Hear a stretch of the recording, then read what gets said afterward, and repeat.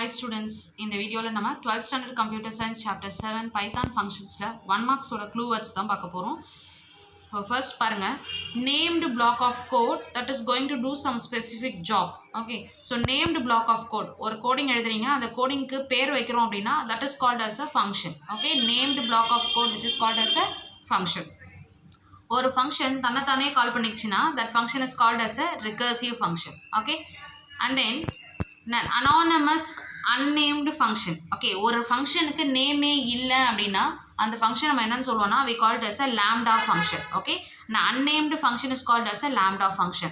And then ஃபங்க்ஷனோட syntax நம்ம பார்த்துருக்கோம் already. Okay, ஃபங்க்ஷனோட syntax வந்து பார்த்தோன்னா which begins with def. Okay, which begins with def and end with return. இதுதான் வந்து பார்த்தீங்கன்னா beginning. Okay, this is the exit. End exit எல்லாம் ஒன்று தான். ஓகே, அப்போ ஒரு ஃபங்க்ஷன் வந்து பார்த்தீங்கன்னா ஸ்டார்ட் ஆகும்போது டெஃப்ன்ற கீவேர்டோட ஸ்டார்ட் ஆகும், எண்ட் ஆகும்போது வந்து பார்த்தீங்கன்னா எக்ஸிட் ஆகும்போது ரிட்டர்ன்ன்ற வேர்டோட வந்து பார்த்தோன்னா உங்களுக்கு வந்து எக்ஸிட் ஆகும். ஓகே, எஸ், ஸோ அதான் இங்கே கொடுத்துருக்கேன். Function begin with def keyword, exit with return. Okay, and then function, அதே ஃபங்க்ஷனில் வந்து பார்த்தீங்கன்னா ஃபங்க்ஷனோட சின்டாக்ஸில் டெஃப், ஃபங்க்ஷனோட name, parameter list, end with colon, end with colon. இங்க பாருங்க colon இருக்கா. Okay, this is a symbol we use. இப்போ இந்த இடத்துல பாத்தீங்க அப்படின்னா defining a function, ஒரு function define பண்ணும்போது என்ன symbol யூஸ் பண்றோம்? colon. ஓகே, அப்ப ஸ்டார்ட் ஆகும்போது def, அந்த function வந்து பாத்தீங்கன்னா exit ஆகிறது return, and then functionல நம்ம யூஸ் பண்ற symbol வந்து பாத்தீங்கன்னா colon. Okay, so then which argument? We have 4 types of arguments in function. Okay, required, default, keyword, variable length அப்படின்னு சொல்லிட்டு 4 ஆர்குமெண்ட்ஸ் இருக்குது. அதில் எந்த ஆர்குமெண்ட் வந்து பார்த்தீங்கன்னா கரெக்ட் பொசிஷனல் ஆர்டர் அப்படின்ற ஒரு விஷயங்களை வந்து பார்த்தா பேஸ் பண்ணியிருக்கு அப்படின்னா that is called as a required argument. அப்படின்னா என்னென்னா, இப்போ நம்ம ஒரு ஃபங்க்ஷன் நேம் எழுதுகிறோம். ஓகே, சே ஃபார் எக்ஸாம்பிள் ஆடுன்ற ஒரு ஃபங்க்ஷன் எழுதுகிறேன். ஓகே, அதில் வந்து பார்த்தீங்கன்னா ஏபின்னு 2 பேராமீட்டர் பாஸ் பண்ணுறேன். ஓகே, இப்போ இந்த ஃபங்க்ஷன் நான் கால் பண்ணுறேன்னு வச்சுப்போம். ஓகே, அதில் ஏதோ சம் பிளாக் ஆஃப் கோட் எழுதியிருக்கீங்க, இந்த ஃபங்க்ஷன் நான் கால் பண்ணுறேன். கால் பண்ணும்போது ஆடுன்ற நேமில் இருக்குமா, இங்கே ஏபின்னு இருக்கா, ஏபின்னு இருக்குன்னா 2 நம்பர் நம்ம பாஸ் பண்ணியே ஆகணும். ஓகே, நான் ஒரு நம்பர் இப்போ பாஸ் பண்ணேன்னு வச்சுக்கோங்களேன், அது அக்செப்ட் பண்ணிக்காது. இப்போ நான் இங்கே 4ன்னு மட்டும் பாஸ் பண்ணுறேன்னு வச்சுக்கோங்களேன், ஓகே, அது அக்செப்ட் பண்ணிக்காது. ஏன்னா அங்கே எத்தனை ஆர்குமெண்ட், எத்தனை பேராமீட்டர் இருக்குது? 2 பேராமீட்டர் இருக்குது. 2 பேராமீட்டர் இருந்துச்சுன்னா 2 நம்பர் கண்டிப்பாக பாஸ் பண்ணி ஆகணும். ஓகே, அதே போல் இப்போ பாருங்கள், நான் இப்போ 4,5 அப்படின்னு கொடுத்து அதுக்கப்புறம் ப்ராக்கெட் க்ளோஸ் பண்ணுறேன். இப்போ இது கரெக்டு. இப்போ இந்த 4ன்றது கண்டிப்பாக ஏக்கு தான் போகும், இந்த 4ன்றது கண்டிப்பாக பிக்கு போகாது. So correct positional order base பண்ணியிருக்கும். ஓகே, 4 ஏக்கு தான் போகும், 5 பிக்கு தான் போகும். Okay, this is called the correct positional order. So இந்த மாதிரி கரெக்ட் பொசிஷனல் ஆர்டரை சொல்கிற ஆர்குமெண்ட்டுக்கு பேர் என்னென்னா required. Okay, so I think உங்களுக்கு இது புரியுதுன்னு நினைக்கிறேன். அண்ட் நெக்ஸ்ட் ஒன் வந்து பார்த்தீங்கன்னா லீப் இயர். ஓகே, லீப் இயர்ன்றது எப்போ வரும்? லீப் இயர்னா என்ன? ஃபெப்ரவரி மந்தில் வந்து பார்த்தீங்கன்னா எக்ஸ்ட்ரா 1 டே வரும், அதாவது 29 ஃபெப்ரவரி 29. மற்ற எல்லா இயரும் வந்து பார்த்தீங்கன்னா லீப் இயரில் மட்டும்தான் உங்களுக்கு 29 டேஸ் வரும் ஃபெப்ரவரியில், மற்ற எல்லா இயர்ஸ்லையும் வந்து 28 டேஸ் வரும். இது எப்படி கண்டுபிடிப்போம் அப்படின்னு பார்த்தீங்கன்னா 4 வருஷத்துக்கு ஒரு தடவை தான் லீப் இயர் வரும். ஓகே, அப்போ நம்ம எப்படி எடுத்துக்கணும் அப்படின்னா இந்த இயர், அந்த இயரை தான் நம்ம இங்கே எக்ஸ்ன்னு எடுத்துக்கிறோம். Okay, percentage 4. ஓகே, அதாவது 4 இயர்ஸ்க்கு once. Okay, so equal to 0, அதாவது நீங்கள் எடுத்துக்கிற இயர் அதை 4ஆல் டிவைட் பண்ணால் உங்களுக்கு ரிமைண்டர் 0 கிடைக்கணும். ஓகே, ஸோ அப்படி கிடைச்சிச்சுன்னா that year is called as a leap year. Okay, so this is a condition for the leap year. So இந்த க்ளூ வேர்ட்ஸ்லாம் தெரிஞ்சுக்கிட்டா போதும், நம்ம வந்து பார்த்தீங்கன்னா புக்கில் இருக்கிற 1 மார்க்கை ஈஸியாக வந்து பார்த்தீங்கன்னா மார்க் பண்ணலாம். இப்போ நம்ம அதை பார்க்கலாம்.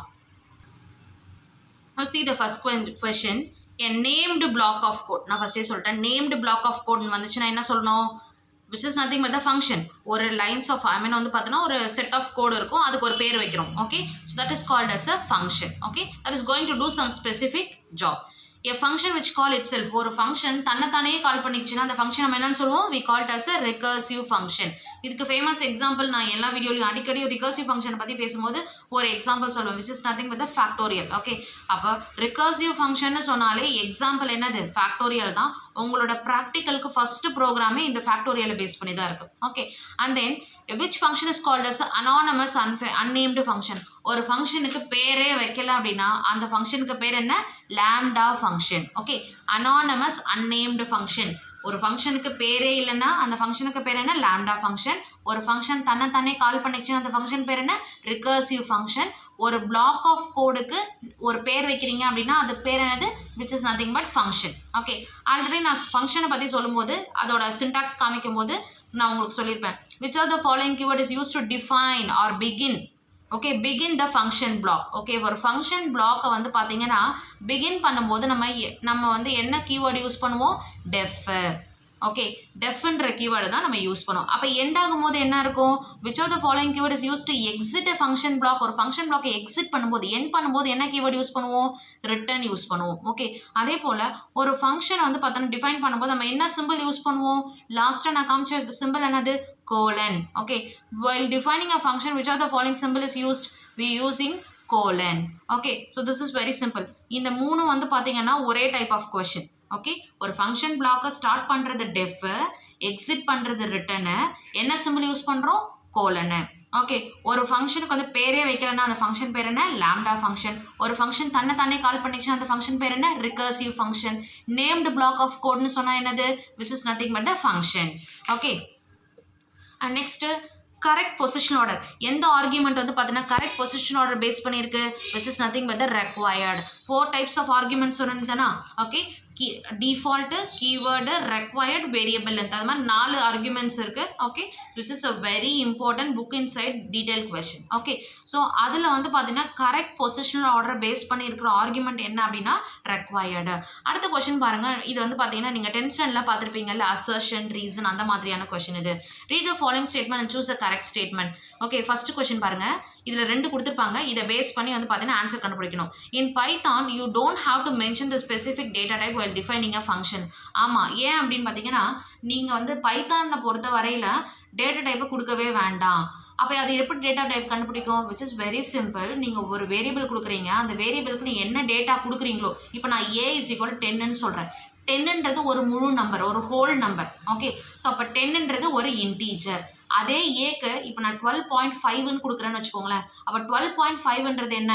It is a float. அப்போ அது என்ன டைப்பாக எடுத்துக்கணும்? ஃப்ளோட் டைப்பாக எடுத்துக்கும். ஏ வந்து ஃப்ளோட் டைப்பாக எடுத்துக்கும். இப்போ ஃபார் எக்ஸாம்பிள் அதே ஏக்கு நான் வந்து பார்த்தீங்கன்னா வெறும் ஒரே ஒரு லெட்டர் மட்டும் கொடுக்குறேன், ஏ அப்படின்னு ஒரே ஒரு லெட்டர் மட்டும் கொடுக்குறேன். அப்போ இது என்ன data type? It is a character.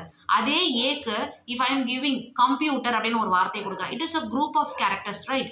அப்போ அது என்ன டைப்? அது ஸ்ட்ரிங் டைப். அப்போ பைத்தான் எப்படி அண்டர்ஸ்டாண்ட் பண்ணிக்குதுன்னா நீங்கள் டேட்டா டைப்பை கொடுக்க வேண்டாம். இதுவே நீங்கள் C++ என்ன பண்ணுவீங்க? இன்ட் ஏ, ஃப்ளோட் ஏ அப்படின்னு நீங்கள் வந்து பார்த்தீங்கன்னா டேட்டா டைப்பை ஃபஸ்ட்டே சொல்லிடணும். ஆனால் பைத்தானில் டேட்டா டைப் கொடுக்க வேண்டிய அவசியமே கிடையாது. அது என்ன பண்ணோன்னா அந்த பர்டிகுலர் வேரியபிளுக்கு நீங்கள் என்ன டேட்டா கொடுக்குறீங்க, என்ன இன்புட் கொடுக்குறீங்களோ அதை பேஸ் பண்ணி அதோட டேட்டா டைப் அதை டிசைட் பண்ணிக்கும். ஓகே, ஸோ இதுதான் வந்து பார்த்தீங்கன்னா அதற்கு நடக்குது. ஆமாம், அப்போனா வந்து பார்த்தீங்கன்னா இந்த first statement true. Second statement என்னன்னு பாருங்கள், Python keywords can be use S a function name. கூடவே கூடாது. கீவேர்ட்ஸ் எப்படி நீங்கள் ஃபங்க்ஷன் நேமாக வச்சுக்க முடியும்? கீவேர்ட்ஸ்ன்றது ரிசர்வ்டு வேர்ட்ஸ். ஆல்ரெடி நான் டோக்கன்ஸ்னு ஒரு வீடியோ போட்டிருக்கேன், அதில் வந்து கீவேர்ட்ஸை பற்றி ரொம்ப தெளிவாக சொல்லியிருக்கேன். ஓகே, கீவேர்ட்ஸாக இருக்குது அப்படின்னா அந்த வேர்ட்ஸ் வந்து which is called as a reserved words. Okay, அதை நீங்கள் நார்மலாக யூஸ் பண்ண முடியாது.